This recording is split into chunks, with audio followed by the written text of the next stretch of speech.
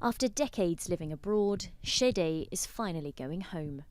Having emigrated to Germany in the 80s, this Turkish Christian is returning to her roots, to the village of Kafro in southeastern Turkey. Here is our home, our earth. It's here that we want to finish our lives and be buried. If it's calmer, we want to come home and live here. Şede is not alone. 15 Christian families have already made the journey back, like the village's mayor, who had been living in Switzerland for 23 years. He painfully remembers the Kurdish conflict between the army and the separatist Kurdistan Workers' Party in the late 1980s. At that time, nearly 50 or 60 Christians were killed in the region, even though they'd not done anything wrong.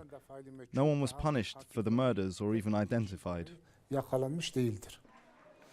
Turkey's Christian community now numbers around 80,000, compared with the country's 75 million Muslims.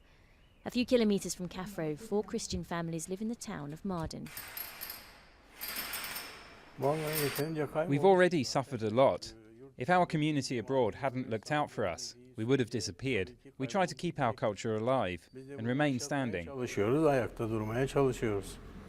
In a bid to stop that culture from disappearing, money from Turkey's Christian diaspora helped rebuild 10 churches in Mardin. And teaching in schools takes place in Syriac, the language spoken by the first Christians in the East.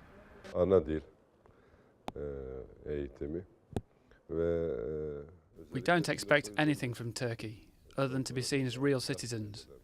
The first of our requests is to be able to teach in our mother language, as well as acknowledgement of the 1915 genocide, stolen lands, churches and monasteries.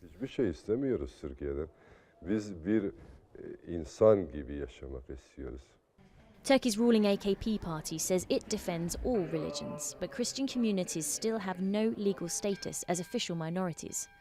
Even so, Christians continue to make the journey home in the hope that they can end their days on the land where they began.